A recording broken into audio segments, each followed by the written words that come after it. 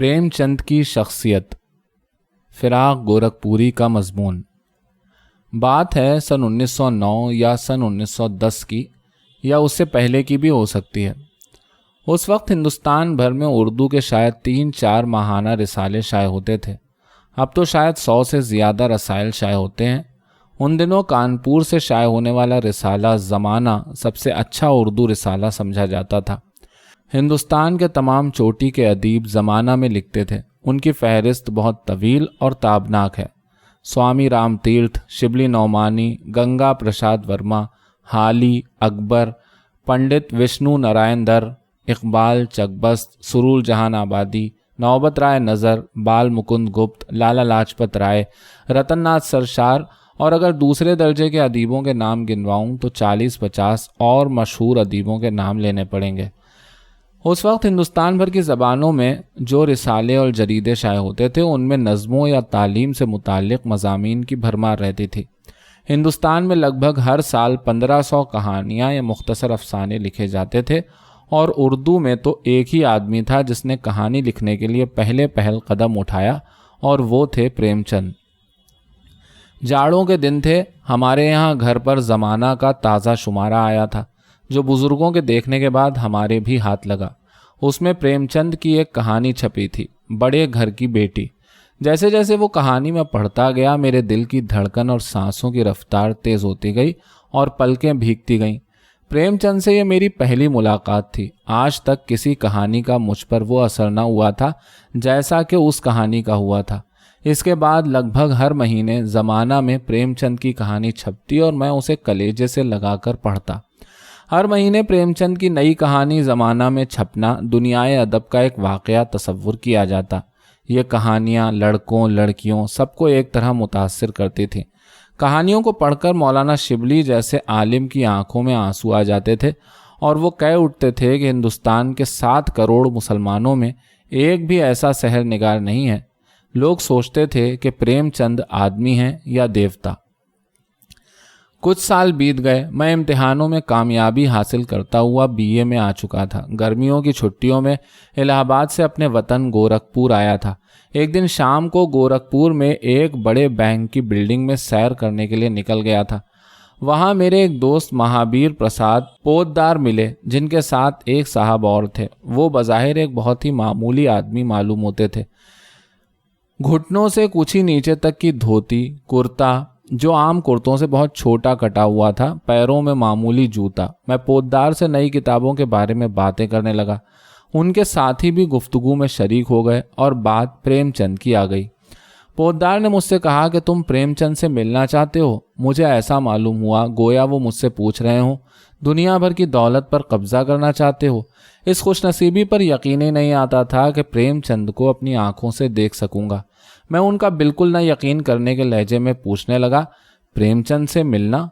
कैसे, कहाँ और कब? दोनों आदमी हंसने लगे और पोद्दार ने बताया कि उनके साथ जो साहब हैं वही प्रेमचंद हैं। मेरी सांस अंदर की अंदर और बाहर की बाहर रह गई, बल्कि इंतहाई मुसर्रत के साथ मेरी कुछ दिल शिकनी सी हुई, इसलिए कि प्रेमचंद बहुत मामूली सूरत शक्ल के आदमी नजर आए, और मैं समझे बैठा था कि इतना बड़ा अदीब मामूली शक्ल का आदमी नहीं हो सकता। फिर भी प्रेमचंद को देखकर बहुत खुश हुआ। ये जानकर तो मैं खुशी से झूम गया कि प्रेमचंद गोरखपुर में मेरे मकान से आधे फरलांग पर नॉर्मल स्कूल के एक बंगले में मुस्तकिल तौर पर मुकीम रहेंगे। मैं और प्रेमचंद तो फौरन घुल मिल गए। हम दोनों एक ही मिजाज के थे। दूसरे दिन से तीसरे पहर प्रेमचंद के घर जाना मेरा रोज़ का मामूल बन गया।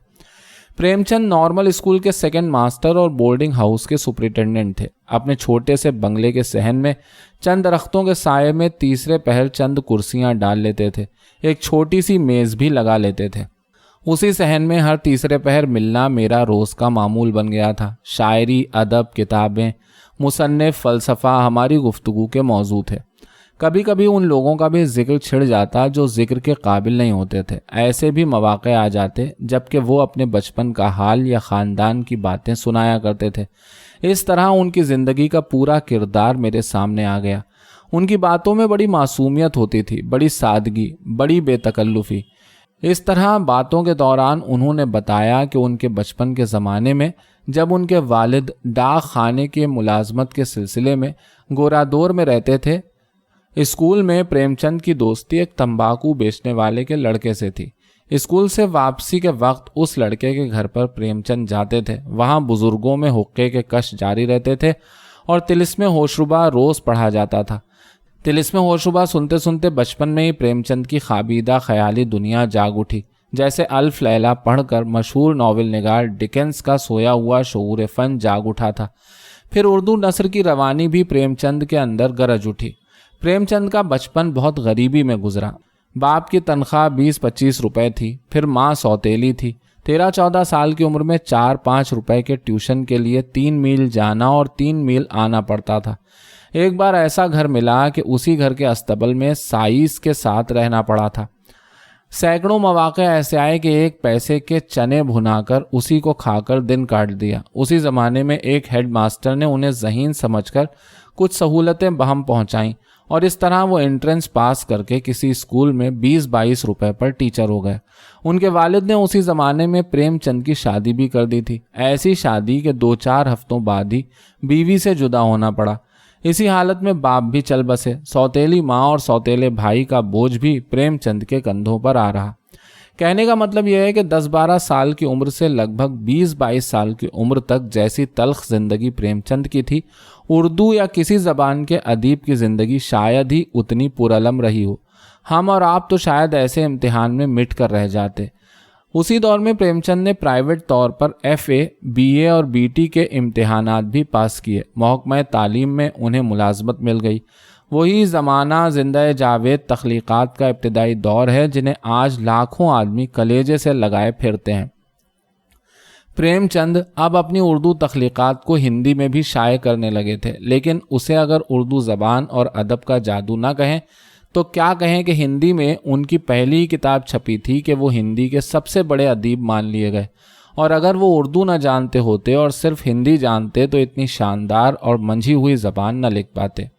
یہ وقت لگ بھگ 1919 کا ہے۔ اسی زمانے میں میں نے ICS کی نوکری چھوڑی اور پریم چند نے بھی، جن کی نوکری 1000 روپے تک جاتی۔ عدم تعاون کی تحریک کے سلسلے میں میرے ساتھ ہی اپنی ملازمت کو خیر بات کہہ دیا۔ اس کے بعد وہ 15-16 سال اور زندہ رہے۔ اس عرصے میں لگ بھگ 10 ناول اور 100 کہانیاں ان کے قلم سے نکلیں۔ مجھے بھی ایک لحاظ سے پریم چند نے ہی ادیب بنایا۔ میری پہلی تحریر زمانہ میں پریم چند نے چھپوائی تھی۔ جب میں جیل میں سیاسی قیدی تھا تو میری کچھ کہانیاں پریم چند ہی نے مشہور رسائل میں شائع کروائی تھیں۔ جیل ہی میں نے ان کے ناول گوشہ عافیت ہندی میں پریم آشرم پر تنقید لکھی تھی، جسے پا کر انہوں نے مجھے لکھا تھا کہ ناول پر آپ کی تنقید پڑھ کر روح پھڑک اٹھی، آپ نے میرے ناول کو مجھ سے بہتر سمجھا۔ یہ ہیں وہ یادیں جو پریم چند کے متعلق میرے ذہن میں محفوظ ہیں۔ پریم چند کی قبل از وقت موت نے اردو ہندی ادب اور ادیبوں کو یتیم کر دیا۔ جو ادب درباروں اور رئیسوں کی محفلوں کی چیز تھی، اس زبان و ادب کو پریم چند نے کروڑوں بیگھے لہلہاتے کھیتوں میں اور کسانوں کے جھوپڑوں میں لا کر کھڑا کر دیا۔ ہماری ہزاروں سال کی تہذیب میں بھارت ورش کی دیہاتی زندگی کی آنکھ کھول دینے والی تصویر کشی ہندوستان کے کسی زبان کے کسی ادیب نے نہیں کی تھی۔ پریم چند اردو کی تاریخ میں اس دور کے ادیب نہیں تھے جب 1.25 آدمی استاد زمانہ مان لیے جاتے تھے۔ سینکڑوں چھوٹے ادیبوں کے بیچ میں پریم چند کا زمانہ وہ زمانہ ہے جب آسمان ادب پر ٹیگور، شرد چند چٹرجی، اقبال، چکبست، حالی، شبلی، حسرت موہانی ایسے سورج اور چاند جگمگا رہے تھے۔ لازوال شہرت حاصل کرنے والی زبردست ہستیوں سے پریم چند کا اگر مقابلہ کیا جائے تو ماننا پڑے گا کہ ان کے عظیم ہم عصر ادیبوں کے کارناموں سے کہیں زیادہ قیمتی کارنامہ پریم چند نے چھوڑا ہے۔ پریم چند کی کہانیوں اور ناولوں پر لمبی بحث چھیڑنے کا یہ موقع نہیں، لیکن اس کا تجربہ تو آپ نے کیا ہی ہوگا کہ پریم چند ہندی اور اردو کا واحد ادیب ہے جس کی تخلیقات کو اونچے سے اونچے دماغ والوں سے لے کر چپراسی، مزدور، شہر والے، دیہات والے، مرد، عورت، بچے سبھی ایک طرح متاثر ہو کر پڑھتے ہیں۔ پریم چند کی کتابوں کو پڑھتے ہوئے ایسا محسوس ہوتا ہے جیسے مادر ہند نے ہمیں اپنی گود میں اٹھا لیا ہے۔ ہم پریم چند کی آواز میں اپنے دل کی دھڑکنوں کو سنتے ہیں۔ ہندوستان کی زندگی، ہندوستان کا مزاج، اس کا دکھ سکھ، اس کی تقدیر، اس کا سہاگ، سب کچھ پریم چند کی سحر انگیز تحریروں میں ہمیں اس طرح ملتا ہے جیسے اور کہیں ملنا محال ہے۔ यही वजह है कि हिंदी उर्दू के अपने हमअसर अदीबों में प्रेमचंद महज शोहरत ही नहीं बल्कि बैनुल अक़वामी शोहरत हासिल कर चुके हैं।